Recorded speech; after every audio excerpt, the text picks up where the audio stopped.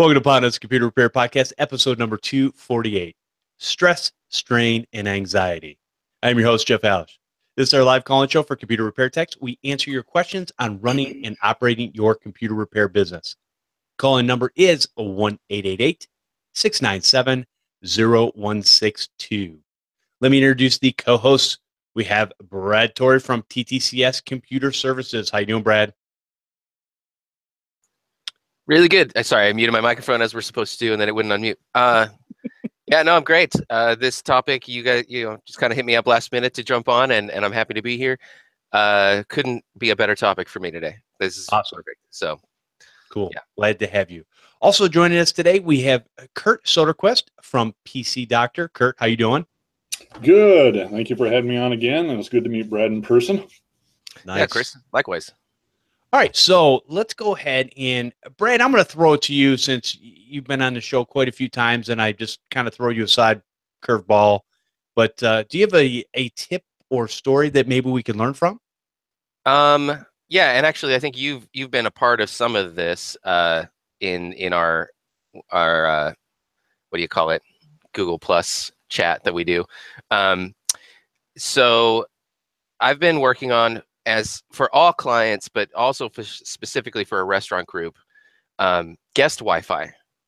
It's been, there's so many pieces, because they don't only want just guests to be able to get online. They want them to have a splash page. They want to collect optional information from the guest. So they either want them to link to their Facebook or email, get an email address and that kind of thing. And then they want to have that information available for future marketing. But then so it's like marketing department, they want this marketing information.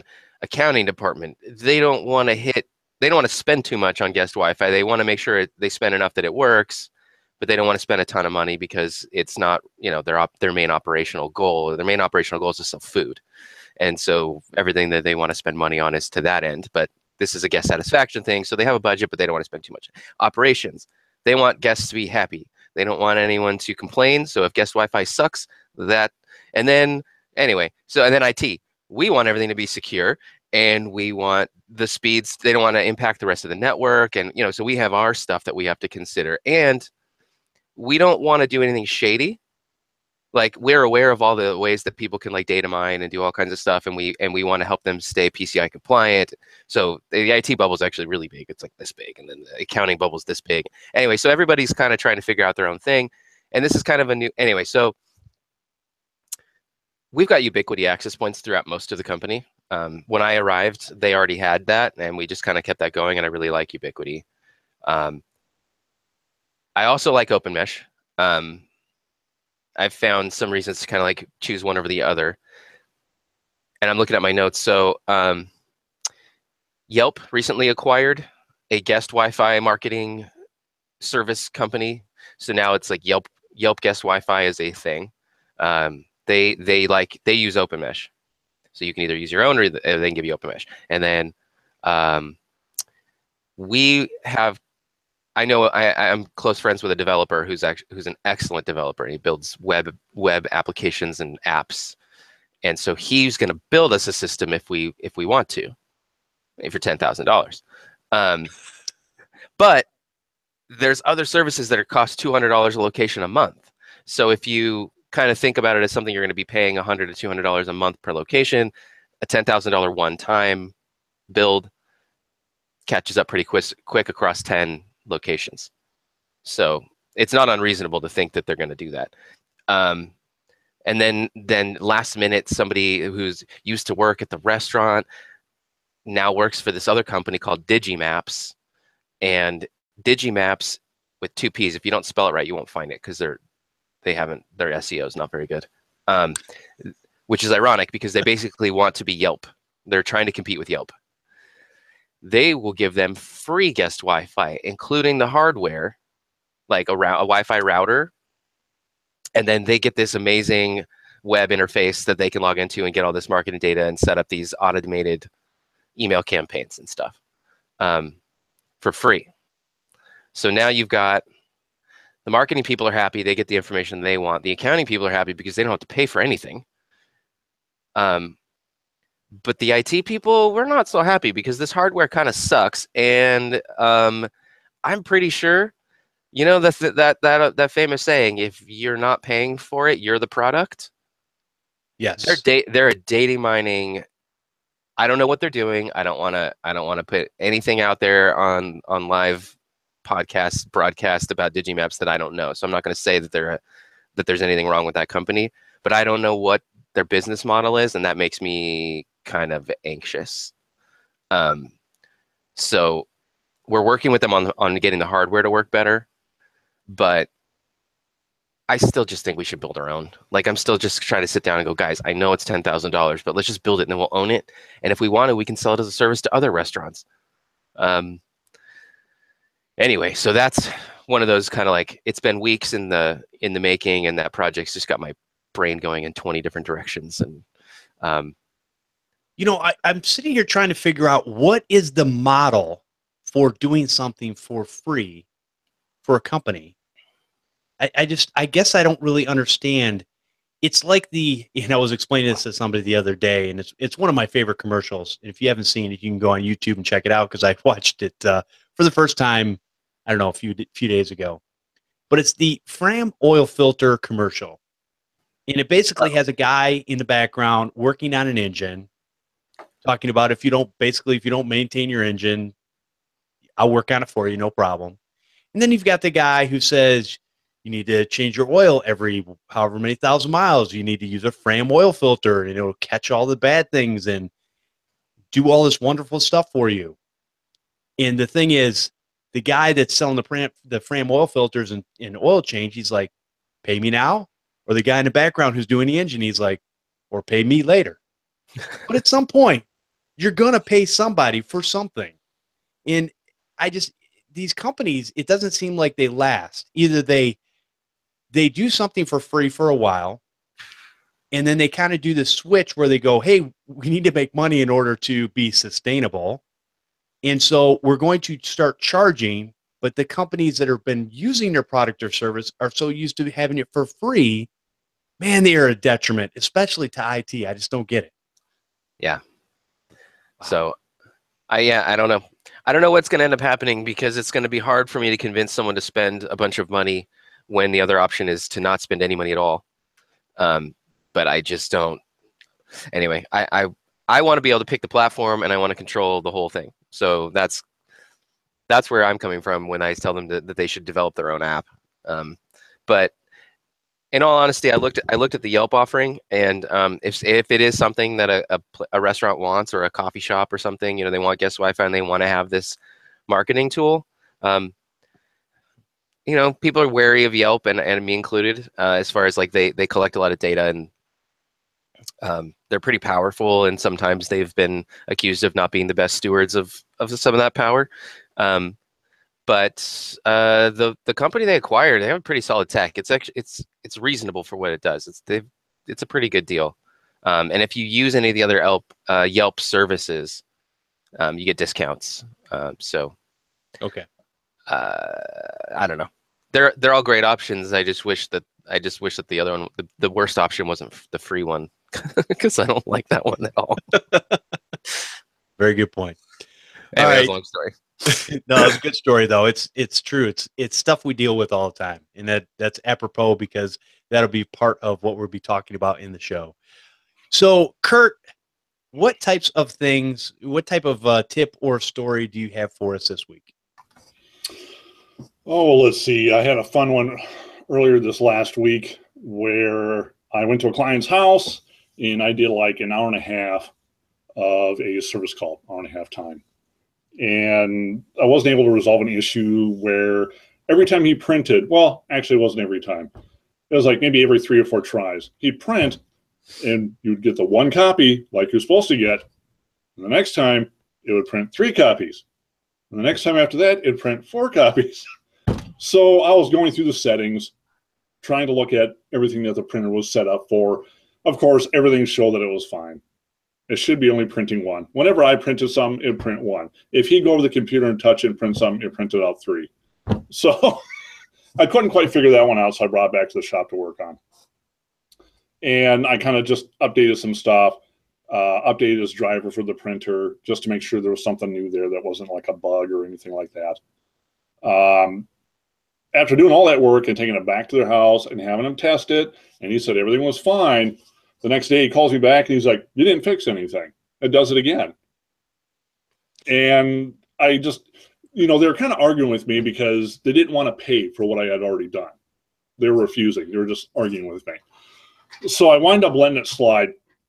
And I bit the bullet and I said, fine. I said, it's an older computer. I had warned them about that before. It was like an 8-year-old Dell. And they're trying to run Windows 10 on it. And it just runs really slow. And finally, for a few days, they get back to me and they go, well, how about we just buy a new computer from you instead? I was like, well, I tried to get you to do that 2 days ago, but okay. So I finally got them going on that. And then I'll be setting them an appointment next week to get that installed and get everything working right. But there's just something weird in Windows. I'm not sure what it is. Even with a new driver, it still wants to print multiple copies, even though you only have it set up for just one. And that was going through the properties and everything for the printer, and I could not get that thing centered. So here's my first question. Yep. And this is just a question because we're all learning here. But number one, how old was the printer? I want to say the printer is probably about 4 years old, 4 or 5 years old. Time for a new printer. Done. As soon as you go over 4 years old, I'm like, yeah, done. There's something wrong with that printer, and it needs to be replaced. Yep. And it's a brother, it's an old brother in printer. And I was checking, they had an updated driver for it, that works with Windows 10. But there's times where I'm kind of iffy about that when I see that on websites and they go, oh, we got a 7-year-old printer and we can make it work with Windows 10. Yeah, it's not going to work very well. So I learned that the hard way. So, but yeah, that's my main headache that I had last week. So, all right, very cool. So I got an email from my good friends over at Carbonite. Now, I just set up several customers over the last couple of years with, basically I was using Carbonite as a backup service. I still am. And for me, it's fine. But I was setting up, I was kind of under this impression that, hey, maybe we should have a local copy of your data plus a cloud copy, plus whatever's on your computer at the time. So you got it backed up in 3 different places, 3 different mediums. And basically 2 are local, because one's on a machine, one's on an external drive, and then one's in the cloud. Perfect. If anything happens, you should be covered. Even if the data center loses your data, it's probably not going to be at the same time that your computer dies and your external drive dies. So Carbonite had a pretty good deal. It was $99. And they had where you could have a mirror image using their software and would also back up all the data files to the cloud. Well, hey, best of both worlds, $99. It's a great deal. And so I was selling these. I'm like, nope, this is what you need to do. I'm not selling you the $59.99 product. I'm selling you the $99.99 product. And people were buying it, no problem. And I'd have them go and get it, little terabyte external drive, put it in their machine. Boom. Hey, we got a local copy. We got our backup in the cloud and all this kind of good stuff. Well, they sent me an email and said, yeah, we're not doing the local mirror image anymore. I'm like, really? Because here's the thing. I understand for a lot of businesses, and there's different, Carbonite's got their higher end products, but what I was selling this product to was home users. And I thought, hey, let's do what we can. That way I'm not having to set up a separate image service plus do the cloud backup. So I started looking around, and I'm really not finding anybody that does mirror images other than your higher end business products where they will mirror image not only workstations, but servers and so on and so forth. Or I'm sure Chris, if he was on here today, and we miss you, Chris, he would talk about things like managed backup and what he could do. And the problem is for most of your business environments, what you have as managed backup probably works fine because you might not have a whole lot of data on workstations. You might have a little bit more data on the servers, whatever. But for a residential user that I have, it's usually a minimum of 50 gigabytes of data. And no, I'm not talking about music. I'm not talking about videos. I'm talking about documents and pictures. 50 gigabytes is normally right where it's at. A lot of times it'll go far north of 100 gigs. A lot of your managed services are not, as far as doing backup, are not great or haven't been in the past. So anyways, if anybody out there knows, if there's somebody that has an affordable for a home user as far as backing up to the cloud and doing a local image on an external drive, I would like to know what people are using. And the problem is with a lot of these services, I went out and looked at a bunch of them yesterday, and it's very hard to read through their web pages and understand exactly what it is they do or don't do. And I'm not talking about some companies. I'm talking about every company is horrible, because I think they're writing it for the end user, which the end user has no idea what they're even looking at, number one. But for a smart tech guy like me, oh my gosh, you people don't have a clue. So I'm definitely looking for something out there that I'm probably going to have to make this transition. I think I have up until October of 2018, but I don't know what's going to happen in between time. So there might have to be something that I basically start transitioning and start doing some, maybe in a Cronus image backup or something like that. So I will definitely be looking for that in the future and figuring out what I can do for my customers that makes sense for them monetarily and makes sense for them as far as ease of use from my standpoint and from their standpoint. That I don't like putting a bunch of different products on a computer, because a lot of times they will end up fighting with each other. And you're like, no, I can't make this backup here because you're backing this up to the cloud or whatever. So I would like some services that actually work well together. And I'm sure some of you out there have those services you've been using for a while, and I would definitely like to know about them. From the chat here, so it's just someone with a guest said CrashPlan Pro does that. I haven't run it. I know that CrashPlan and not a Cronus. Well, CrashPlan's gone now, right? They just got bought by Backblaze. Yeah, well, they're all part of the Carbonite family now. So Carbonite's, the CrashPlan Personal Edition's gone, but they still do offer the Pro. And then if you're on the CrashPlan site and you want a Personal Edition, they refer you over to Carbonite. So maybe the Pro version does imaging as well as of all that. And then Curt says Acronis will do cloud also. So Acronis might be if you want that local image and a cloud, maybe Acronis will do something. I haven't done this in a small environment. You know, it's funny you said that, because now that I think about it, when I have set up Acronis on this computer before, they actually do have a cloud backup service. But again, let's face it, pretty much everybody, except for maybe one or two of these companies, is using the same server farms. So whether it's, Amazon's, AWS or Microsoft's Azure or whatever, but for all these companies to go, oh no, we have our own server farms. No, that's baloney. They don't. No. There's only a couple there are a couple that do, that keep them separated from some of the major services, which is one of the reasons I actually use Carbonite, because I'm a little concerned about some of the others out there. Not saying that they're bad. And again, as long as you have it backed up in 3 different places, I'm not as concerned about this whole thing. So, anyways. So yeah, we'll definitely, I'm going to be looking into that here more in the future to figure out what it is I need to do and what's going to make sense as far as, and it doesn't necessarily have to be the cheapest or anything like that, but it's got to be ease of use, and it's got to be able to work. And hopefully they don't deprecate it like 3 years down the road. All right, let's take a quick break here, and then we'll come back into our main topic.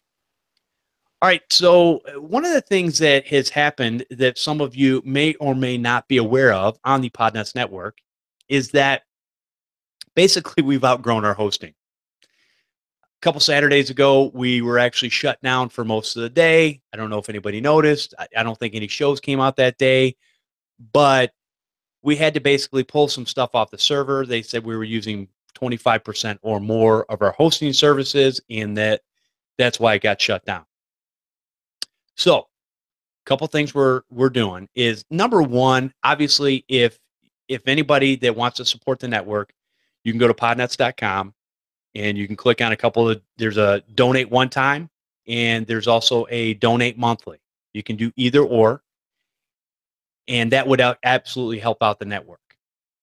The other thing we're looking for, and all this stuff will be on the website. We're starting to do some changes and starting to make some different things happen so that we don't run into this problem again where, hey, we need to change hosting services. Well, we need money to do that.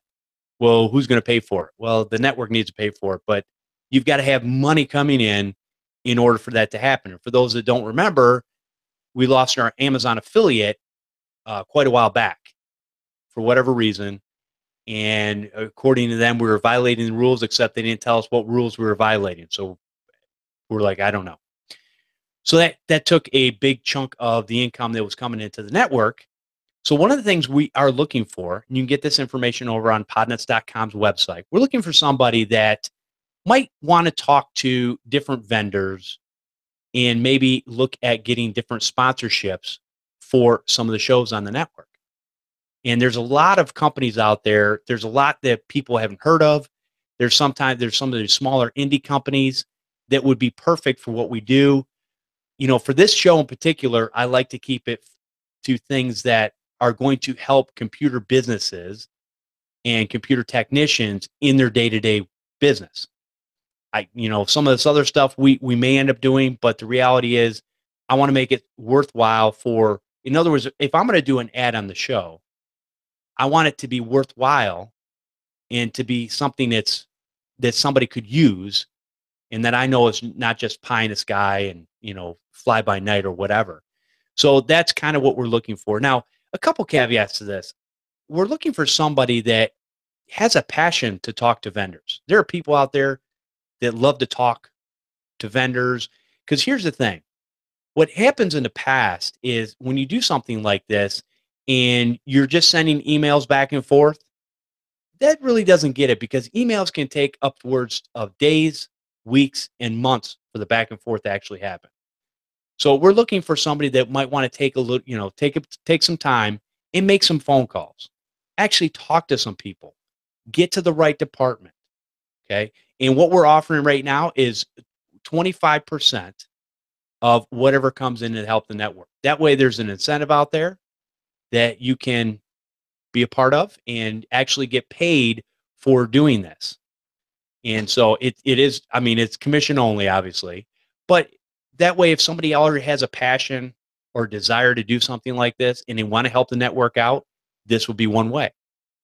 And there's many other ways that we're thinking of, we're going to bring up and, try to get some more people in there to kind of help this network grow. Because I think as far as what we do here and as far as the community is concerned, I think what we do here is very, very important. And I think the community really makes this network what it is. We get like-minded men and women. They come together and share ideas, and we all learn from each other, which is, I think, is important, because you can go out there and be an island unto yourself and just kind of feel like you're lost.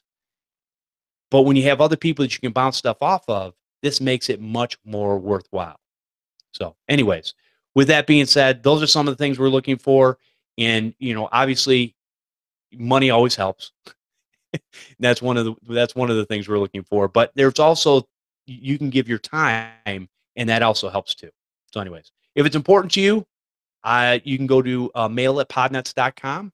And hey, if you're good at something that you think the network could use or need, you can send an email off, and we can look at it and see if it's something that's worthwhile to pursue. And maybe we can use some people that have gifts and talents out there to help us along. All right, with that being said, let's go ahead and move on to our main topic. And this topic usually hits everybody right between the eyes. How do you handle the stress of running your IT business? And most people go, I don't know.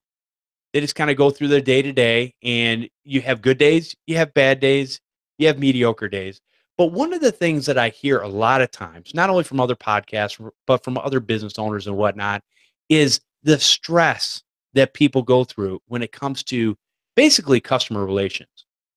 And I'll say this right off the top, is that as far as your relationship with your customer, number one, this old adage of the customer is always right is wrong. Customer is not always right. And part of the problem is, and I was explaining this to the guys earlier, is that it's no different than our kids. Okay, if your kids do something bad, I blame the parents. And the reason I say that is because you can take a child and you can correct that child and have them do whatever it is you desire for them to do it right. Customers are no different. The problem is we don't think of it that way. We think of these customers as, oh, well, they said jump. I'm going to say how high. We need it up and running now. Our server's down.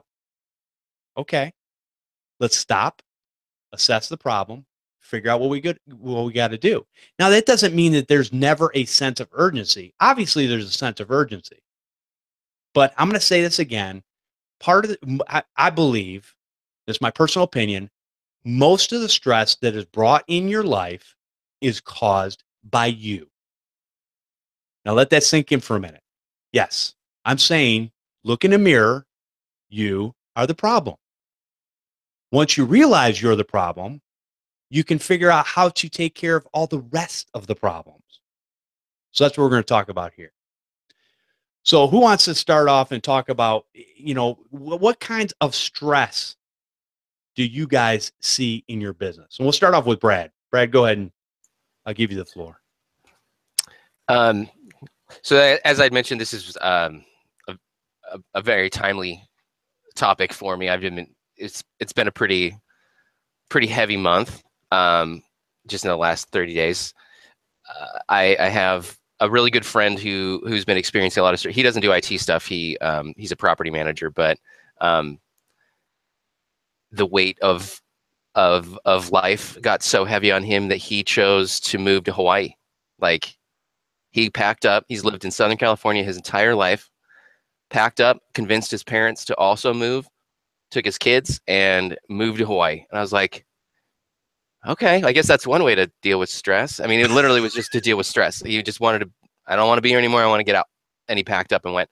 I do have another, someone who, I don't know whether it would say we're friends necessarily, but someone who I had a good, rapport with in high school that recently was reported to have jumped off of a bridge. And, he kind of took the stress to different directions. So I'm sitting here going, man, this must be kind of like around your late 30s to early 40s when you're in kind of a transition where you've been sort of a charger, just kind of like running, you got all the energy of youth, and then you start gaining some of the experience of age, and then it all kind of starts to work together, and then you start running out of that youthful energy, and you start getting tired of the BS, and you just kind of go, okay, I need to either figure this out or move to Hawaii. Me personally, I'm hitting that same point where I can't do the 24-hour day if I have to. Like, if some project is so intense that I need to just kind of just work through. I literally used to work for 24 hours straight if I needed to, and I can't do that now. I just can't. And then I realized I don't have to. That reason that I thought that I needed to work through that 24-hour project was just me being, like, oh, I'm a Superman. I can do whatever the hell I want. And so what you're saying about us putting our own stresses on ourselves is totally accurate. I've always put that, and I still do. But I'm starting to manage it better, I think, just realizing that, things are what they are. And we got this one project, a new restaurant build out that's going on down the street that I'm in charge of the IT for. And so we got together with the contractors, the owners, the electrical contractor, the AV guy, and who's also doing the wiring, like physically pulling the cable. We get together with all of them on site with blueprints, and we all map out all of our stuff. Like, you know, the electrical is going this way, and my IT stuff for the point of sale and Wi-Fi and stuff's going this way, and this is where the wire's going to go, and the speakers and blah, blah. We all do it on site with paper, write it all down. And then inevitably, the woodworking guys come in who weren't a part of that meeting, and close off a column that was supposed to have wire. Like, the wires were kind of attached to this metal pole coming down from the ceiling, and the wood enclosure around it, that's kind of just the cosmetic part of it, was supposed to encase those wires so that they could come out and we could mount a thing to it. Well, they didn't, you know. So we get there, and this beautiful woodworking is all completely finished, and the wires are hanging down next to it. And I'm like, guys, those wires were supposed to be in that column, because that's the only way we could get those to the thing that we needed there, like the point of sale terminal. And they're like, well, it's done now. that would have been just like a year ago or 2 years ago, whatever. I would have just walked out and gone down to the bar and had a drink. Cause like this, how could we have made this any more clear? But now just like, hey, yeah, that was something was bound to happen. We'll figure it out, you know? So yeah, that's why I chose to go into a profession where I was ultimately responsible for one of the more mission critical business things that now I'm finding when they don't work, business owners are they get mad because this thing that they absolutely need to have to conduct their business is not working. They get crazy, and then I'm the one that they get crazy with. So and the fact that we're dealing with stuff that's not perfect. None of this stuff's perfect. All computer stuff is flawed. And they go, and when everything's fine, everybody loves you. And when something's not working, it's completely your fault.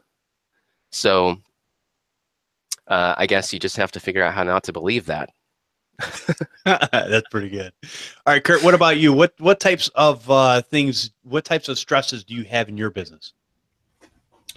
So, like, Brad deals with more bigger business stuff than I do. I do a lot of home computer repair. I do a lot of residential. That's 90% of my business.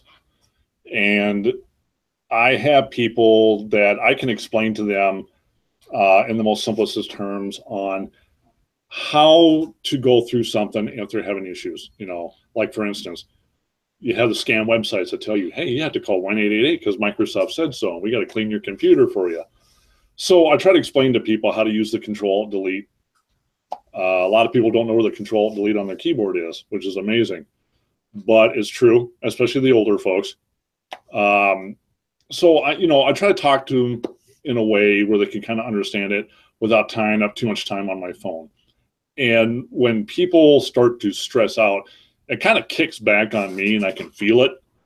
And then I'm trying to keep my patience, trying to explain something that they're still having a hard time understanding, even though I try to make it in the most simplest of terms. Or if I have people come in here and they're angry and they're pounding their fist on the desk and they're pointing at you like it's all your fault that their computer just decided to up and quit and won't start up. And you do little things like pull the battery out of the laptop, hold the power button for a few seconds, pop the battery back in, fire it up, and they're just like, look at you kind of dumbfounded in a way. But they're just like, well, how'd you do that? Well, it's real simple. See what I just did? That's what you do. So, but for some people, it just doesn't work that way. So, my stress is more when I have people coming in here, I do have folks that come in and they start screaming and yelling at me. I got to kill them with niceness. I got to have the smile on my face. I got to keep the low tone. I can't raise my voice and fight back. That's where a lot of mine comes from. It's just I have clients that are really impatient. They don't want to take the time to learn. A lot of it comes down to that with the base of my clients, most of them are people that are like 50 plus is the majority of my clients. They're the ones that get stressed out the most because they're still trying to figure out some of the things on their computer. And I try to give them some kind of basis on how to learn to do stuff, or I want to offer classes down the road, once I get this business. But yeah, that's kind of where I'm stuck at right now, is having to deal with a lot of people's anger and trying not to deflect it and trying to chew them out, or try to talk above them, or try to talk like I'm better, which I'm not. But I try to get at a level pace where I can get people to understand me. And, it's kind of things like that. That's where most of my stress is just dealing with a lot of clients like that. Okay. So one of the things I would probably do in some of these cases, and maybe this is not the right thing to do, is I would take that person's laptop, have a notepad and pen, slide it across to them, say, you know what? From now on, use this. Yep. Not only would that de-stress me, but you might get a little chuckle out of them.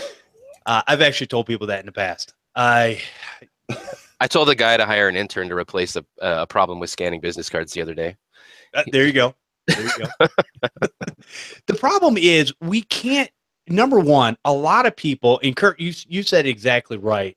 A lot of people look at this stuff and they want to take an attack about a broken computer personal. Number one, it's not personal. The person's frustrated. Hey, if you're in the middle of wintertime and you live up in the north where it's cold, Brad, you're not included, then all of a sudden, if your heater goes out and it's 30 below, that's kind of stressed, right? Because now you got to get somebody out there. Well, if you lost electricity or there's a bunch of people in your area that have a problem, all of a sudden that heating and cooling person is probably going to go, yeah, I can get to you in about 4 days. Well, try lasting 4 days without a heater in your home. So stuff like that can be kind of stressful. And you look at how do these heating and cooling, these heating and cooling people, we're just calling them, hey, come on in here, fix this. And here's the thing. A lot of times when it comes to stress, I think a lot of times it comes down to that a lot of times we're not charging enough. And I know I said a lot of times, but we're not charging enough right now so that it makes it less stressful. In other words, most of us would probably take manure, and I'd stack manure all day long for a certain amount of money. Everybody has their price. So, but if you're doing something so cheaply and you're having to drive a bazillion hours to get somewhere, then a lot of times that's going to be stress within itself. And then you get there and people are not very cooperative. And when you ask them what they did, they always say nothing. I touched nothing, up until the point where you walk in the server closet and you go, why are these 4 wires unplugged? Well, this thing was down over here, so I was trying to plug some in over there. Well, wait a minute. Just 2 seconds ago, you told me you were doing nothing. But you have to look at these situations when you're coming into this stuff and people getting upset and want things up and running. There's a move that I teach people all the time. Okay. Now, for those that are listening and not able to watch right now, I'm going to show this move, but I'm going to talk about it. The move is you're going to take your hands, palms facing up, and you're going to take your shoulders and you're going to shrug them. If you get that move down, I guarantee you that will de-stress you a lot because it's fun to do and people are looking at you like you're absolutely nuts. But in all seriousness, if you think about what people are doing in a business, they're making widgets, they're selling services, they're doing whatever they need to do. A lot of times they try to be helpful or they don't want to listen. So you have to make sure that you have all this stuff documented so that when it comes to a problem that is going to rear its ugly head and it happens, you go, you know what? We talked about this 6 months ago. You didn't want to do anything about it. So we'll take care of it. But at that point, there should absolutely be no urgency on your part. The problem is a lot of us are probably like me. And if I have something sitting on my bench, I want to get it off the bench and move on to the next thing. What I've had to learn as I've gotten older is there's 2 ways to do things. I can either stress about having all kinds of stuff on my bench, or I can, hey, we take it a day at a time. No, I'm not, Brad, you're nuts. I'm not working 24 hours. There's no way, not at my age. There's no, even, well, that's not true. Probably in my 20s, I would have. But there is absolutely no, you know what? I've explained this to engineers for many, many years. And I'm talking high-level engineers that would come in at 6 and not leave till 9 o'clock at night. And you know, here's the problem. That engineer was sitting with other people in other cubicles, and that engineer was sitting there going, wait a minute. People are coming in at 9 and leaving at 5. I'm here from 6 to 9 o'clock at night. How is that? And we're all getting paid the same. And a lot of times I would tell them, I said, listen, here's the one thing you can guarantee as an engineer is there will always be work the next day. Doesn't matter what you finished up that day. Doesn't matter how far you got. There will always be work the next day. So as long as you know that, you put in a fair day, whatever that is, 8 hours, 10 hours for some, maybe 12 hours at the max, which I still think is nuts. But just understand, you can always go back the next day and figure out what else needs to be done. Because here's the other thing you do too, and I've heard this oftentimes, and I know it's true in my life, is that a lot of times if I'm stressed and I'm trying to get something done, my brain is not operating at the optimal level it's supposed to be. So now we're making all kinds of mistakes, and now we're getting even more stressed out, where you go, you know what? Here's what I'm going to handle today. I'm going to go home, relax, reset, come back the next day. The problem is you have to be able to communicate this in a way that the customer understands. Like, listen, I know things are down. Listen, I know you're stressed, and I get that. But here's the thing. Here's what we need to do in order to make this correct. Now, I can come in here and just start throwing things around, and we'll get it up and running eventually, but there might be other inherent problems. So you need to look at this stuff systematically. And a lot of people can't take that time because they're stressed and they're really not sure how to talk to the customer. The customer's stressed and they're really not, a lot of times, all they want, Brad said this earlier, is they just want it up and running. Just get it running. I will. But again, just remember the famous move, palms in the air, shrug the shoulders. It'll make you feel a whole lot better. So Brad, how do you deal with a customer that basically is just going bananas and wants to, I need this done now? What are some of the things maybe you've done in the past that you go, you know what, I'm never going to do it that way again? And what are some of the things that you learned from the way you used to do things versus now? So one thing that I've done in the past that was, you know, it was to try to be the guy, the hero guy, and also to give me something to do in the meantime. But when something is somebody else's fault, like the ISP system is down or whatever, it's something that it's not really, you probably can't fix it. You need to get them to fix it. It's not your problem, and it's not something within your power to fix. But I'm smart. I can figure out a way. Like I can figure it out. So you spin your wheels for hours trying to solve somebody else's problem, and you end up, maybe you do fix it. One time out of 10, you figure out something that kind of works. But in the meantime, you've wasted so much time and stressed out, and most of the time you're not successful. So you spend all that 10 hours trying to figure something out for nothing. It's okay to just because you don't want to tell the customer, I can't do it. Because I can't say those words. I don't know how to say those words. And it stresses me out to do it. So now I'm getting better just saying, hey, you know what? That's their problem. I will help you get them to fix it, but I can't fix it. It's just not going to work right now. Go home for the day. I don't know. Figure it out. Right. Go back to paper. We have in all of our restaurants, we have a crash kit. It's a little Tupperware box. And it's got that big clunky like credit card thing and with the carbon copies, and we have it for a reason. It's not so that when the system crashes, we all panic and freak out. It's because, hey, stuff happens, and this is the way we deal with it. We go back to the old thing, and we figure out how to fix this thing in a timely manner, but we're not going to panic. We have a crash kit. That's what we do. Whereas it's when the system goes down, usually everyone's like, oh my God, get it up. And I used to kind of consult for an IT department in a large restaurant. And if the point of sale goes down, it is like code red and everybody all hands on deck. And it's too stressful. They put that, it's like you said, they put that on themselves. They could just say, hey, get the crash kit out.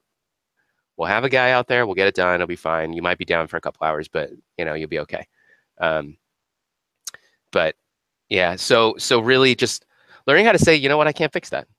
That's not within my power to do, or not within my, I don't want to fix that. Like that. Yes, I can climb into an attic crawl space and pull cable, but I don't want to. So exactly. So I don't. So yeah, learning that line. The other thing that really, I bet that a lot of people in the IT business have the same kind of thing. I'm cool with talking to people, but I do have an underlying social anxiety issue. And so when my phone rings, my blood pressure spikes. I don't care who's calling. I don't like talking on the phone. I hate it. So sometimes I just don't answer it now. Like I just, let me go get into my happy place, and then I'll talk to you. Because when my phone rings, it's almost never good. That's funny. Somebody doesn't usually call me to congratulate me on what is a wonderfully quiet week, like how everything's been just, this whole week our computers just worked. We just wanted to call you and say thank you. Nope, that's not why they're calling. They're calling me because they have a problem, and maybe I don't know how to deal with it right away, or I have to talk to them through something over the phone, or whatever. Having IT conversations over the phone, as Curtis was saying earlier, he's got to talk to somebody and tell them how to push Control-Alt-Delete. Like my brain needs to be able to like focus through a problem and systematically go through it. And when I have to hit a brick wall because my fingers can't hit Control-Delete because it's on the other end of the phone, and that guy doesn't know where those buttons are. And so yeah, I just if I'm not in the place for it, I might answer it and go, hey, I'm in the bank right now. I'll call you back, or I just don't answer. I let go voicemail and I call them back when I can. Which I don't know, maybe that's not the best long-term solution. Maybe I just need to hire somebody to answer the phone. But well, here's the thing, and I've said this in the past, and a lot of people won't believe me for whatever reason. But the reality is, and actually, I know other people in their businesses that do this too. Every phone call goes to voicemail. I hear the ringtone. I have a special ringtone from when my customers call. Don't care. It goes to voicemail. And just like you said, the reason I let it go to voicemail is so that when I get to a little quiet place or whatever, I can actually listen to that, understand what it is, what their needs are, and I'm able to put a plan together in my head before I even go back and contact them about that issue. Now, again, we got to remember, everybody has this inherent SLA written in their head that they believe they have to give to the customer. So they have to give the customer a certain amount of response time. No, you don't, unless you have an SLA agreement that says that, right? A service level agreement. Sorry, I used an acronym. What's wrong with me?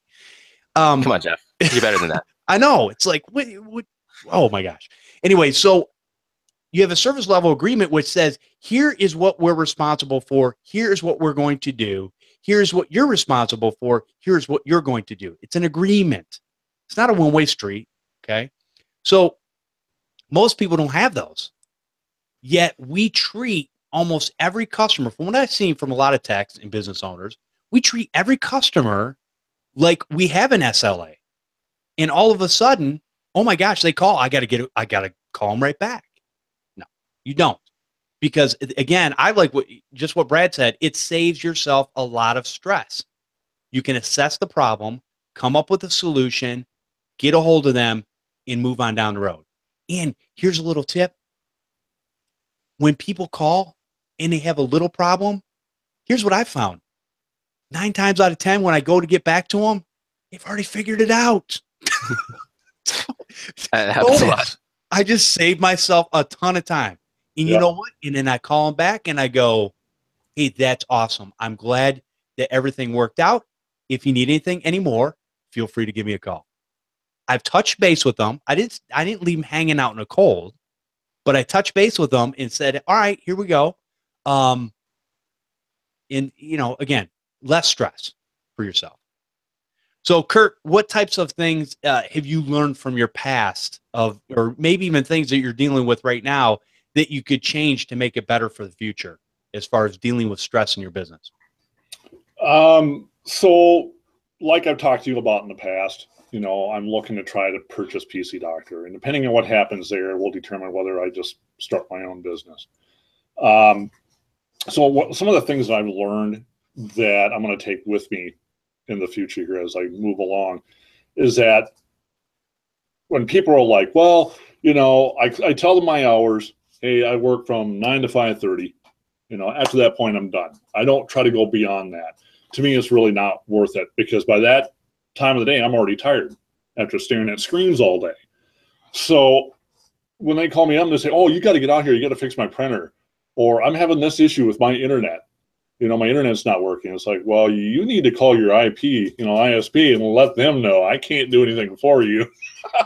So my big thing is it's very, very rare if I ever work like a 10 or 12-hour day. It's very rare. Once in a while I do. Like for one instance, maybe like 8-9 months ago, I did one for the radio station here in town because their pseudo server went down, and I needed to get a hard drive in there, a couple of them actually, reload it so they could put all of their music back on there and then be able to transfer it to their workstations, you know, for the radio. So I stayed up pretty late doing that one. But, you know, in the end, they appreciated it. You know, they give me little things. Here's some tickets. Go to take your woman and your daughter and stuff like that to, you know, Winter Wonderland, or whatever you want to call it. So, so I get these little things that are a little bit of kickbacks, which is kind of showing that they have appreciation for me, which is nice. Or they'll give me a break on the cost of doing my radio commercials that I go and record for. So that kind of helps me out. But when it comes to long hours, I cut it off at 5:30. To me, it takes a lot of stress off of me. I can go home, spend time with my family. I don't want to be stuck working all the time and then come home and have an angry woman at me because I'm not doing anything with her. I'm not talking to her, or whatever it might be, you know. So, you know, that's kind of the thing I learned in the, you know, as I go along here, is just, you know, try not to take stuff overly seriously. You know, like you said, when people call, you know, I'll have the shop ringing and I'll be out talking to a client in the front, and you always got that, you know, you have the urge that you want to go answer the phone, but I just let it sit. And eventually I'll get to it and I'll check it. And if it sounds like it's something really minor, usually I don't jump on it and call it back right away. I'll just give it some time, so it gives me a chance to kind of de-stress, especially if I was dealing with a client that was kind of hot-headed. But otherwise, if it sounds something that's like really important, like a business or something, they're having issues, then I'll get back to them right away just to see what's happening, see what I can do for them, you know. But I'm trying to de-stress myself a little bit. My biggest deal right now is I'm dealing with the stress of trying to figure out what I want to do about buying the business and having some contingency plans in place if I don't buy this one and I decide to just do my own. And I've already got the client base. I know I can do it. It's just I got to figure out what I'm going to do from that point. So, you know, I have friends that own businesses, and they're kind of telling me one thing, and then I listen to you guys talk, and I kind of take that in, and then I talk to some other people, and I just kind of take it all and kind of process it and see what's going to work best for me. And then from that point, and just kind of trying to keep my levels of stress under a little bit, because that's where I'm at right now. I'm stressed out a little bit right now because I keep thinking about it, which I shouldn't be doing. I should just be sitting here relaxing, enjoying my time with you guys. So. Well, don't get me wrong. People are stressed even when they don't think they're stressed. We all have a certain amount of stress on a regular basis. The problem is, most of the time, especially if you're a person like me, I can internalize it and compartmentalize it to a point where you don't see it on the outside. But all of a sudden I'll have ailments or different things that come up because it's eating me up on the inside. And that's when I know, okay, I need to take a step back. But we also need to if you have a customer that says, hey, I've got to have this done now, I've got to have it fixed, yesterday, blah, blah, blah, blah, blah. A lot of times, if you turn that back around, and let's say you're dealing, I don't know, with a dentist. Let's just say, we pick anybody, dentist, lawyer, doesn't matter. And if I look at that dentist and go, you know what? My tooth is hurting me really bad. And I understand it's 2:00 in the morning, but I really need you to take care of this. And I need it done yesterday. You know what that dentist is going to be like? Yeah, right. You're not getting that done. Yeah, call the office, make an appointment. We'll probably see you in about a week. Suck it. And so if you look at how other people deal with their own businesses, yet they turn it back around on you like you're supposed to be this supernatural person that all of a sudden is able to fix the problem instantaneously and get them back up and running. A lot of times you can make them see, oh, wait a minute, I wouldn't do that. Why would I expect this person to do that? And so you got to be able to take that step back and be able to, again, it's about communication, communicating with your customers and just letting them know. Here's the thing. If you're working on something, then let them know what you're doing. Say, here's an estimated time. And we might be back up and running at such and such a point, but there's other things we have to check out. And you get to that, whatever that time period is, and you just give them an update. You let them know, hey, here's what's going on. And you know what I always tell people? Listen, there's a couple different ways we can do this. You can tell me the problem, and leave me alone. I'll go in, I'll do everything within my power to fix the problem. If you bird dog me, and you're standing there over my shoulder going, what are you doing? What's going on? What are you doing now? Guess what? It's going to take me a lot longer. And I just let people know that. So there's two ways we can do this. You can leave me alone, and the smart people figure this out. They'll leave me alone so I can do my job. The not so smart people, not calling anybody dumb, I'm just saying the not so smart people, basically, they don't get it. And some of those people, you just have to let them know, hey, the longer you stand there, the longer this is going to take. I'm not trying to be a jerk, but you're kind of distracting me from what I need to concentrate. And that's the other thing people don't understand. The concentration. I'll give you a prime example. And a lot of people may find this weird. When it comes to podcasts, I love listening to podcasts. I love getting the information. I can listen to podcasts in my car while I'm driving. I can listen to podcasts on a walk. I can listen to podcasts while I'm cleaning up my basement, doing the dishes, whatever it is. I cannot listen to a podcast most of the time when I'm trying to figure out a technical problem. Now, if I'm tearing apart a laptop, I can have a podcast blasting in the background because I just do it. It's not, none of it's really difficult. But if I'm trying to figure out a problem of what's going on, there are times when I'm pausing that podcast to go in there because I've got to put my thinking brain on and really concentrate. A lot of customers don't understand that. Again, if you turn it back around on them, listen, while you're working on my will, can I stand behind you and just, kind of point some things out and, make sure that we're getting all this stuff done, and when you got to make sure everything's finalized and it reads right, I'm going to ask you questions and I'm going to make sure that I understand exactly what you're doing every step of the way. Now, for most people, here's the difference. For those people, like a lawyer, let's say, they'd be like, yeah, no problem. Time is money. For a lot of us, depending on how you charge, time might not be money for you. It might be money for somebody else, but not for you. So definitely be careful of what you're doing or what you're allowing your customer to do. And this is why I say a lot of undue stress is coming from us because we're allowing, it's like this. You're allowing your kids to be bad.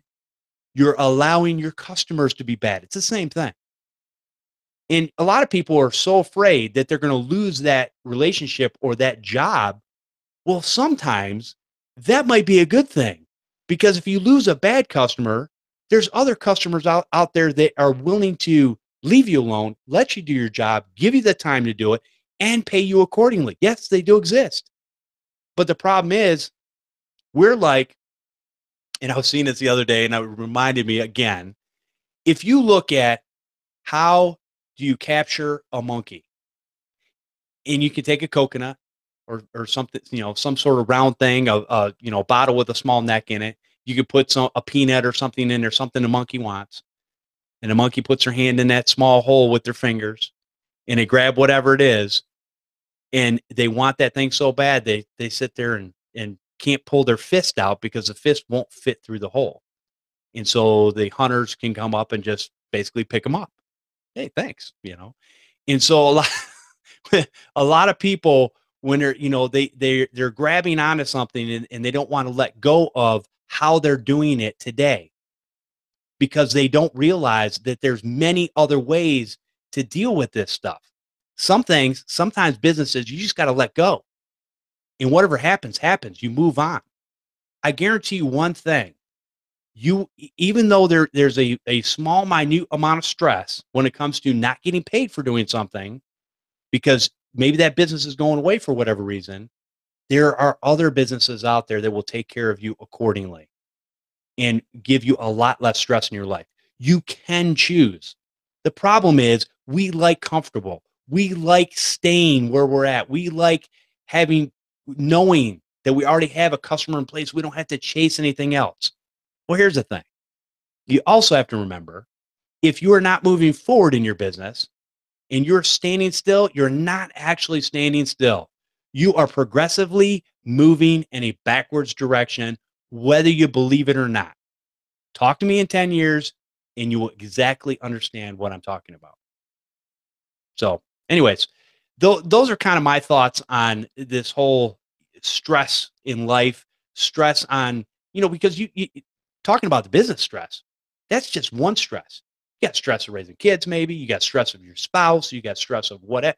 This stuff is with you all the time. There's certain things that, like in a household, you have to deal with.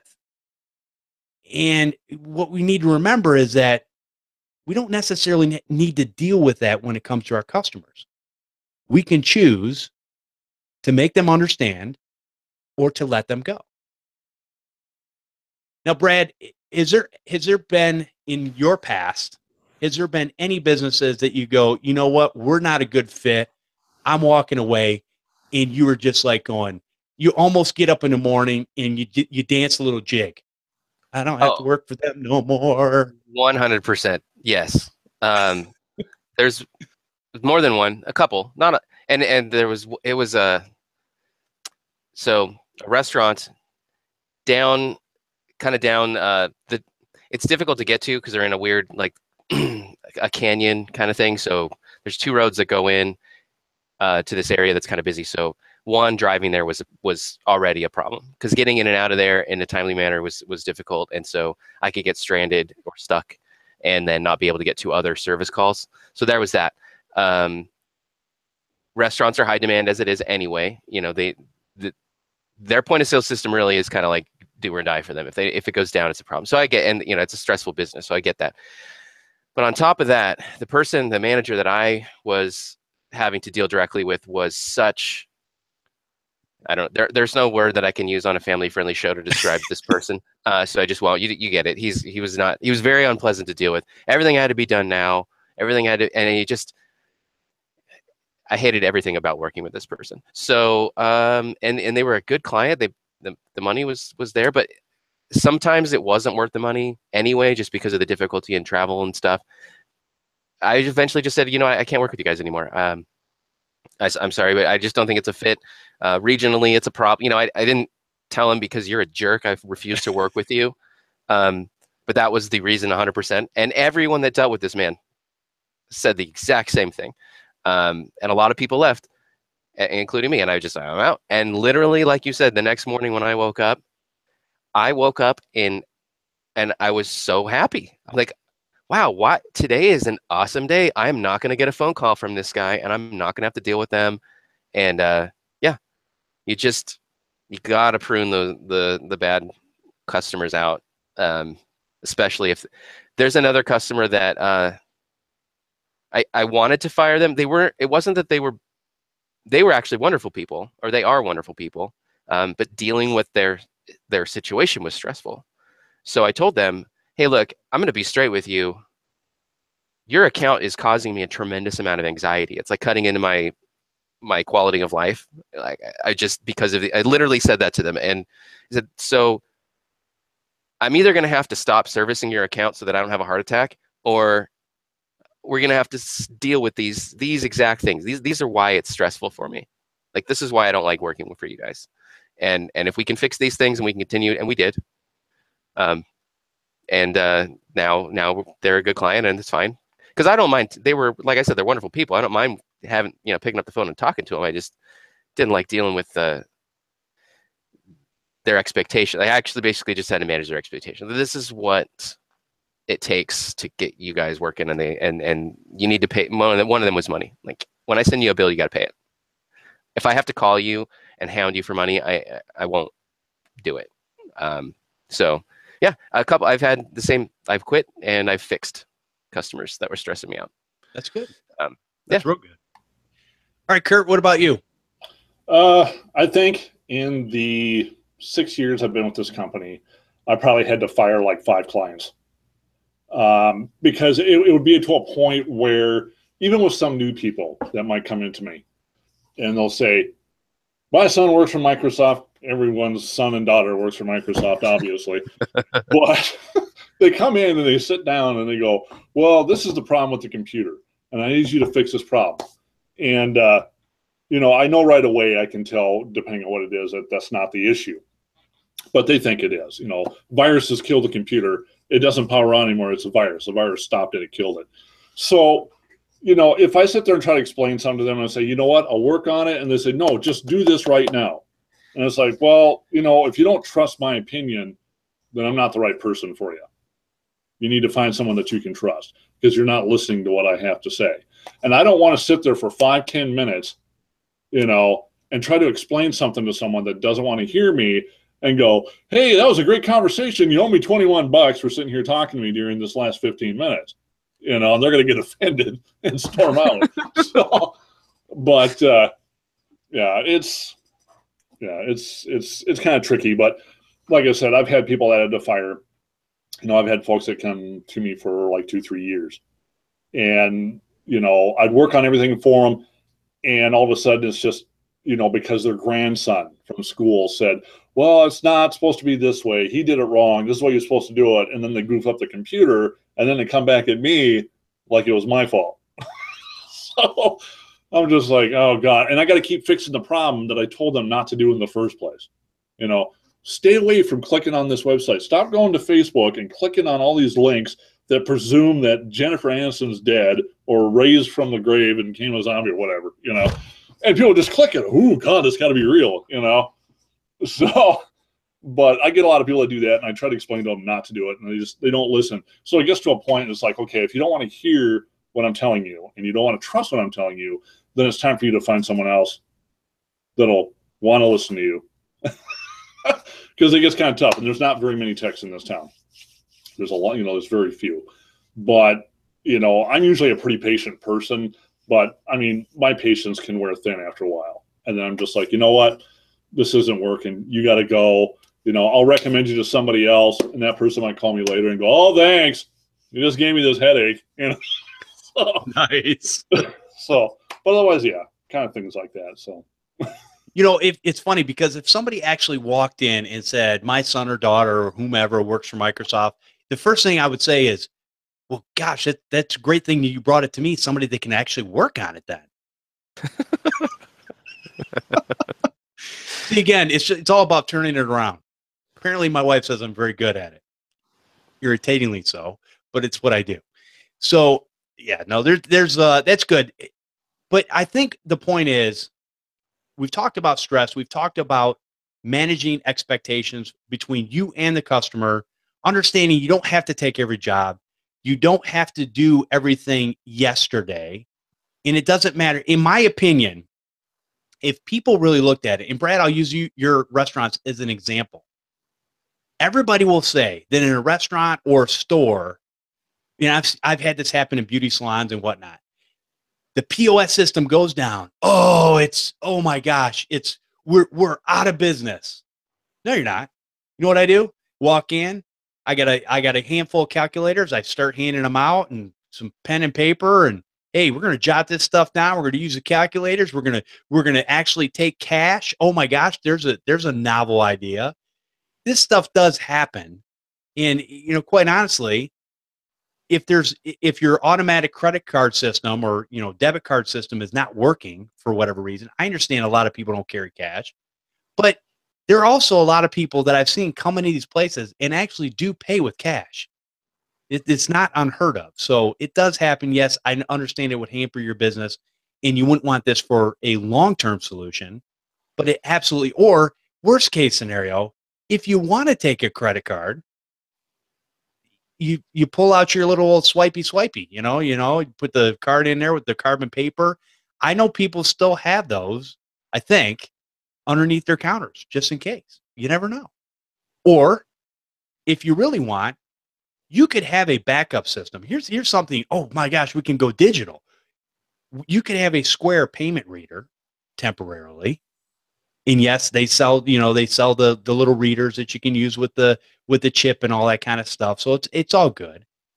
There's a lot of different things you could have set in place, which would not cost a whole lot of money for these businesses to fall back on.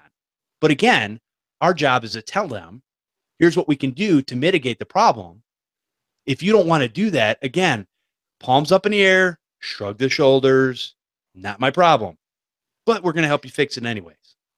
Where the stress comes in is where you convince them to do all of that stuff and spend all the money they bought. They've got the battery backup systems on everything, and they've got the Square reader in the drawer, and they've got the, whatever. I recommend you upgrade your router and blah blah blah. And then when something still eventually does go wrong, and they're like, why did we do all this stuff? Why did we get you to spend? Why did we spend $5,000 upgrading all of this stuff and doing all these things, and it didn't? And then we're still down and dead in the water. That's the day where you're just like, oh, I'm out. I'm done. Well, and again, managing expectations. Here's what everybody needs to tell their customers. Listen, there's one thing I can guarantee you. Everything breaks. That's the one guarantee. Everything breaks. Yeah. And so, again, and you said it at the beginning of the show, Brad, we're working in a system that is so imperfect. And this is Microsoft and Google's problem and Apple. And they're all shame on all of those companies for not sharing in the kingdom and working well together. That's a big part of the problem. You know what? And we're the superheroes that come in and put all this stuff together and make it work. You honestly, when I walk into an office, you should get down on your hands and knees and kiss my feet. I'm that good. Yeah. I tell my customers every day, none of this should work. If you were to describe the overall, between the hardware and software and everything, and the politics and the finances and stuff involved, if you were to describe this situation to me, I would tell you there's no way that that's going to work. Yes. And yet most of the time it does. Yep. It's amazing. It is amazing. All right. Is there any last things that anybody wants to bring as far as stress that we haven't talked about? But I think we've kind of laid some things out there and gave some people something to think about and really maybe just kind of internalize it and have an understanding of maybe some things that you need to change in your business. Anything else? Curt, you good? Yeah, I think so. It's always important to remember to breathe. Yes. Yeah. There you go. That's a big one. Yeah, definitely breathe. All right, so let's go ahead and we'll take a quick break and we'll go. We only have a few minutes left, but we do have a couple emails we can go into. All right, to support this show, you can go to patreon.com/computer repair podcast. And I want to thank our latest pledge from Ed Marshall. Thank you, Ed. Appreciate that. I want to thank all of the rest of our Patreon supporters for your continued support. I don't think anybody's fallen off yet. People are people that have come on and decided to give are still giving. And we're, like I said earlier in the show, it takes money to do things.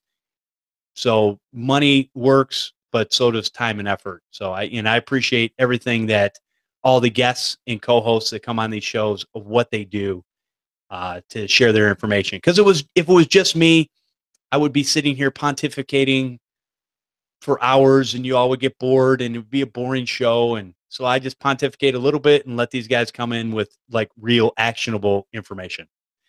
So, anyways, all right, let's answer some emails, and we can take some calls. Phone lines are open. Call-in number is 1-888-697-0162. All right, first email is from Ed Marshall. Look at this. Thank you, Ed. Not only did he have some questions, which is awesome, again, part way of giving back to the show, but he also gave with his pocketbook. Awesome. Hi, Jeff and gang. Hope you're well. My name is Ed Marshall. I am the owner of the Marshall's Office, LLC, out of Decatur, Michigan. I love it. Marshall's Office. That's good. I like that. All right, Jeff, hello to a fellow Michigander. Thank you. I don't even know where Decatur, Michigan is, but I'm going to look it up later. All right. First of all, thank you for having this amazing podcast. It has helped me push further into starting this business, and I can't thank you enough. I've been listening daily to current and past episodes. It's been wonderful. Man, it must be like you're listening. If you're listening to me that much, it's probably eventually like nails on the chalkboard. But no, I appreciate that you appreciate that. All right, this is a new adventure for me on the side while I work at my day job. Welcome to the club. I landed my first small business customer through a friend, and it fell into my lap. That's usually how they start. I come from a 15-plus year IT career in various schools, municipalities, and in the private sector. Any suggestions for doing my first network audit for a small network? They've had a former IT company do the work for them, but that company decided to chase bigger fish. And that happens a lot. You will see companies come in and kind of throw a big number out there, and they're kind of like, yeah, we threw a big number because it's not something we do. They want to take care of the bigger shops, not these smaller shops. And have left this new customer of mine hanging. Backups don't appear to be getting done as they should be, and their Windows Servers Essential 2012 is hosting their website, their email, and it's also their file server. All in one, sure, it works for this very small network of 3 computers. Wow, 3 computers, and they have a Windows Server Essential. Wow, okay. It could be overkill depending on what they're doing. But I'm a fan of not putting my eggs all in one basket. If it tanked today, they would be up a creek. Yes, they would. All right, my first thought was to recommend that they have their website and email migrated to hosted. Yep, hosted Exchange, Office 365, whatever the Google services are called today, because it seems like they change their name all the time. Either one of those are great services. Any thoughts on Intermedia or Rackspace? Any others that you guys would recommend that I look at? Does anybody know anything about Intermedia or Rackspace? Yeah, I use them. I have one customer using Rackspace hosted Exchange. It's fine. It's not as reliable in the end. For like three users, assuming, like, why not just use my 365, Office 365 or Google G Suite? Yeah, you could do. I mean, if they have some reason that they really need Exchange, I don't know. I think I would. I'm going to migrate away from the hosted Exchange with Rackspace just because it's like overly complicated, and sometimes it goes down because it's actually like on actual servers. You know what I mean? Like, it's with Office 365. I don't know how many server warehouses Microsoft has, like data centers, but they have lots, right? They have so many that their system almost never goes down. The same thing with Google. Google's got so many data centers, and you can manage everything just as well with those platforms as with Exchange. I would just do that. But Intermedia and Rackspace have good solutions, and if you've got a reason that you really want like the actual hosted Exchange, AppRiver is also good for that. I have AppRiver, Rackspace, and I've looked at Intermedia. I don't actually have any clients using it, but there were some interesting things about them too. It was years ago. I just kind of feel like hosted Exchange is kind of outdated, and yeah, having a server in an office with 3 computers does seem a bit overkill. depending on what they're doing, obviously if they need some sort of database in there, there could be a reason where they actually have to use a real server, which that's fine. But it all depends, as Chris would say. So now using a company like AppRiver, Intermedia, Rackspace versus just going directly to Microsoft, the difference would be with these other companies, you're going to have support outside of what Microsoft gives you support for, maybe for a little bit more money. I know AppRiver is kind of like that, where you pay a little bit more, but they give you support versus Microsoft, you get a limited amount of support if you go directly to them. That's my understanding of the services. I don't actually have Office 365 in use right now, so I've never had to call their support, but I've had to call G Suite support, and it's pretty phenomenal. Okay. It's great, actually. I was surprised because regular Google's not known for customer service because they're all robots. Right. But they have 24/7 around the clock call centers, and they jump from the US to Ireland, and then I'm not sure where the Asian call center is for that time zone, but depending on when you call. So actually, if you call at around like 10 p.m. our time, you get Ireland, I actually choose to call them at that time because I like talking to Irish people. That's cool. That's really cool. But they're very thorough. They don't do, that one move that they don't do is the shoulder shrug with the palms up. Okay. They actually will try to help you through something that may not be 100% their responsibility to solve. Okay. So I've loved G Suite. All right, there you go. And yeah, I know. I don't know. There's a lot of companies out there too that I know of that use G Suite, and then there's a lot of companies out there that will use Office 365 through someone like AppRiver and so on and so forth. So cool. Curt, probably you don't use you don't support any of that stuff, do you? Yeah, okay. Palms up, shoulder shrug. You guys are learning, man. This is what we do. All right, so let's continue on in this email. Hope that helps you, Ed. It says, I'm looking at SolarWinds MSP. I'll run with Ninja RMM eventually, but I can get SolarWinds in small quantities for now, along with recommending Malwarebytes endpoint protection. I'm still researching the best backup solution and comparing a few from your show, along with replacing their existing firewall.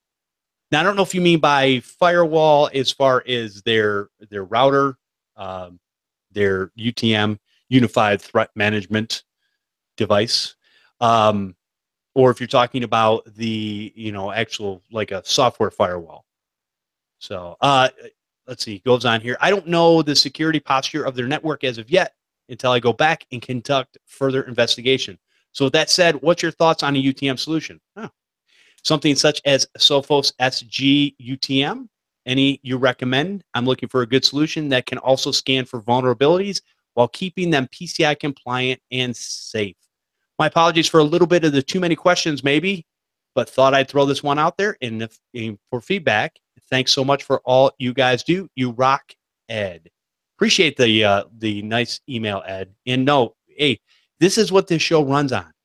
You all asking us questions so we can pretend like we know what we're saying and like we know what we're doing. No, hopefully give you something that at least somewhere to look and somewhere to guide you in that direction. Again, we learn things from other people all the time. So, Brad, UTM devices that you're using right now, any? So I'm going to talk because it wouldn't be a very interesting show if I did the shoulder shrug. No. If this is the kind of situation you're going to find yourself in, I recommend, not to plug another show, but Podnutz Pro is a great show to listen to. And they're entertaining. So Marvin's a Sonic Wall guy, and Matt Rainey is a WatchGuard, aka Watchdog guy. So you can't go wrong with either of those two. If you don't, I don't. We have one Sonic Wall. I'm not a Sonic Wall guru. I don't. They all kind of. There's a lot of similarities, but there's when you actually get into the details of how to do something like a port forward or set up a WAN thing, the terminologies on the page are a little different. They call them different things and stuff. So if you're going to pick one, pick one. That's kind of why like, I haven't really like picked one yet. Another option you could do would be to get like Ubiquiti Edge router, and it's not a firewall, and aside from it, just that it's a NAT router, but it is very capable, and it has VPN capability, which means that you can go through a system like My Digital Shield, which will sort of be like your managed outsourced firewall UTM. So those are kind of the three. And I am trying to get all my customers to get on some kind of a UTM. Most of them have just got a firewall. They've got just a router, basically, because they're mostly smaller and they don't want to pay extra. When you get into any of those, all of those things, you're talking $300 to $600 purchase price plus a multi-$100 a year subscription, which is where most customers go, well, do I really need that? Because that's a lot of money. And at which point I go, well, you should. But what was the other part of that question? Well, basically talking about one. Let me throw in there about the firewall. Exactly what you said about My Digital Shield. You can also use it through the Arachnus products, through IL8. Those work very well, from my understanding. It all depends on what you need. And again, there's going to be different needs depending on the size shop. Should every shop have one? Absolutely. Is it always going to be? Is it 100% going to be needed? Well, again, like John Dubinsky would say, if you can do something to make your job easier, then it's well worth the money they're going to spend in order to make your job easier. Because again, they're up and running, and that's exactly what they want. They want to be up and running with little to no hiccups. The thing with a regular firewall or a router is there's not a whole lot you can do. There are things you can do in there, especially the business class routers. Now, the one thing I would steer 100% of the people away from is using some sort of cheap non-business router. And all of the non-business routers absolutely are 100% cheap. I don't care what anybody says. They're all cheap. So you want to have something that's going to be able to, that you can go in and have more control. And it's complicated enough so that the user really doesn't want to go in and mess with anything. And if they do, hard reset it or something like that, hey, you've backed the firmware file up, and you can go back in there and reload it and call it a day. So make it real simple. And the other thing too would be, whatever you use, and we talked about this before, stick with that one product and learn it inside and out. Know your product, sell it, you'll be comfortable with it. Don't just go in there and go, hey, here's the cheapest flavor of the month, but I don't really know how to support it. We'll figure it out along the way. It's only time and money. And apparently I don't really care about money, but I'll give you all my time. There you go. So anyways, I'm kind of a sarcastic person today. I don't know what's gotten into me. A little bit. Wait. Yeah, is it today or every day? Hey, what day is it? Sunday? It is Sunday. Tomorrow's Monday. All right, Curt, what about you? Any UTM that you support, or any firewalls that you're doing for people, even on the residential side, just using a regular router? Yeah, right now I'm just using a basic router. I kind of like the idea that you've been talking about with this Arachnus. I want to look into that sometime. That's going to be more for me when I do my business. But right now, the company that owns this one has me sell just the Linksys basic ones. So, but anything else above that, no. I mean, here in the shop, we have a WatchGuard that we use for the firewall in the business here.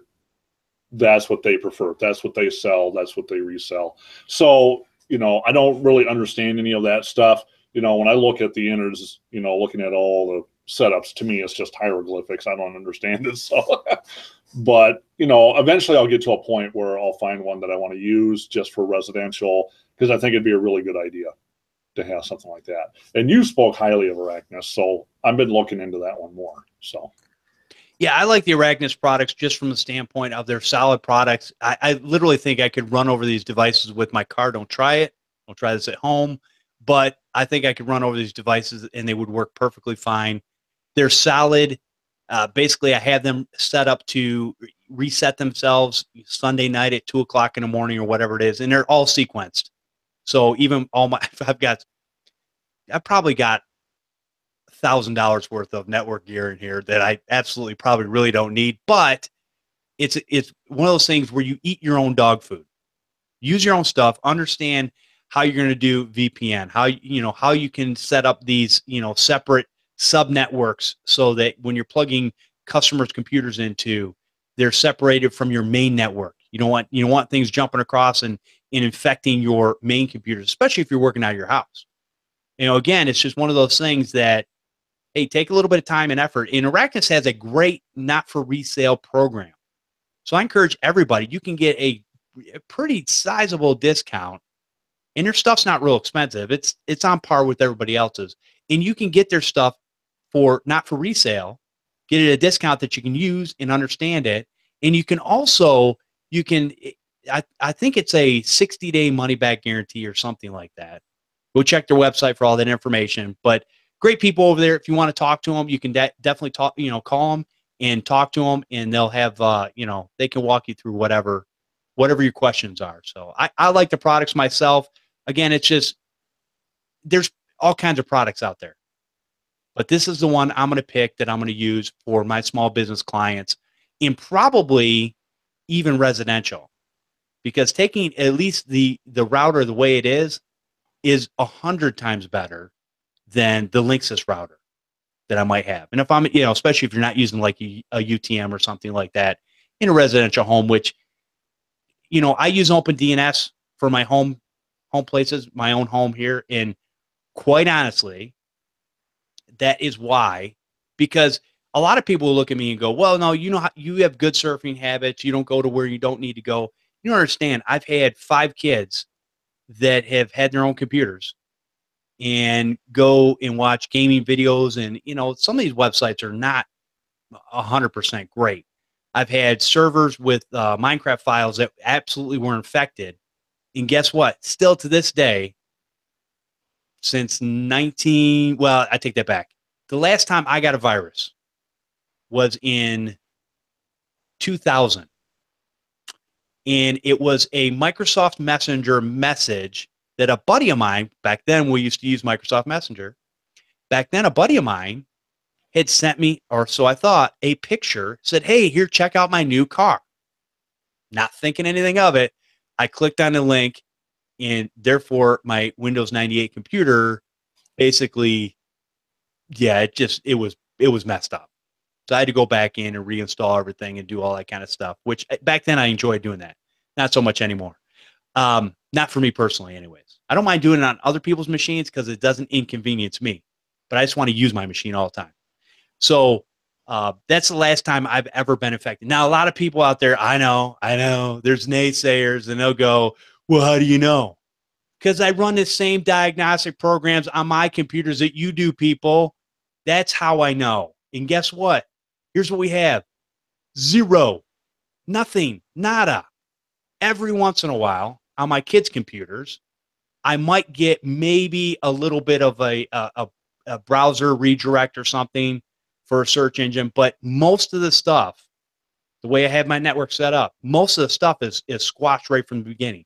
And that takes me literally 5 minutes to fix those problems. It's usually a, Internet Explorer reset and, run a quick scan with something. Not a big deal. So anyways, those things actually do work in the home environment.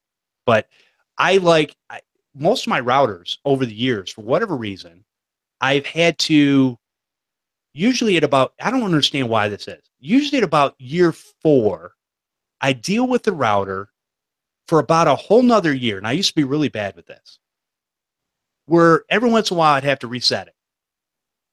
And I would fix the problem for a couple weeks. And then I'd reset it. And then it would get to be resetting it every couple days. And then all of a sudden, then I would just get to the point where I'm going to buy another router. And I'd go out and I'd spend $200, $300 for a router. And it would still only last me 4 years, 5 years at the most. Usually 4 years with problems for a year. Doesn't make any sense.